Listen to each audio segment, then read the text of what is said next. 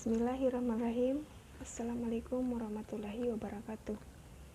Nama saya Rahmayani, nomor NPM 0320011326. Saya dari Fakultas Keguruan dan Ilmu Pendidikan, Prodi PGSD, kelas G, semester 2, Universitas Muhammadiyah Buton. Video ini merupakan bentuk penugasan saya terhadap mata kuliah AIK. Lewat video ini saya akan menjelaskan sedikit materi AIK, yaitu tentang sholat. Yang pertama di sini saya akan menjelaskan hakikat sholat. Sholat berasal dari bahasa Arab yang artinya ibadah. Sedangkan menurut istilah, sholat merupakan serangkaian ibadah yang dimulai pada takbiratul ihram dan diakhiri dengan salam. Perintah salat juga dijelaskan dalam surat Al-Ankabut ayat 45 yang artinya, dirikanlah sholat, sesungguhnya sholat mencegah perbuatan keji dan mungkar. Kemudian yang kedua, mengapa Allah mewajibkan sholat? Seperti yang saya jelaskan tadi bahwa sesungguhnya sholat mencegah perbuatan keji dan mungkar. Selain itu juga, sholat sebagai pengingat kita kepada Allah Subhanahu wa Ta'ala, seperti yang tertulis dalam Quran Surat At-Toha ayat 14, yang artinya, sesungguhnya aku adalah Allah, tidak ada Tuhan selain aku, dan dirikanlah sholat untuk mengingat aku. Selain itu, sholat juga merupakan amalan yang pertama kali dihisab pada hari kiamat nanti.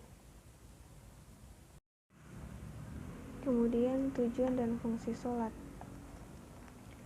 Tujuan sholat yaitu sebagai kewajiban seorang muslim terhadap Allah Subhanahu wa Ta'ala, sebagai bentuk kepatuhan, sebagai pembeda, dan mendekatkan diri kepada Allah Subhanahu wa Ta'ala. Kemudian fungsi sholat. Yang pertama, menenangkan hati, menyehatkan mental fisik secara keseluruhan, mendatangkan pahala, mengingatkan kita kepada Allah Subhanahu wa Ta'ala, dan media antara hubungan Allah Subhanahu wa Ta'ala dan manusia. Akhlak dalam salat. Salat sebagai media komunikasi antara manusia dengan Allah Subhanahu wa Ta'ala. Dalam salat akan tercipta nilai-nilai dalam diri seseorang. Salat juga merupakan latihan kedisiplinan, kebersihan, konsentrasi, dan kebersamaan. Kemudian hikmah sholat.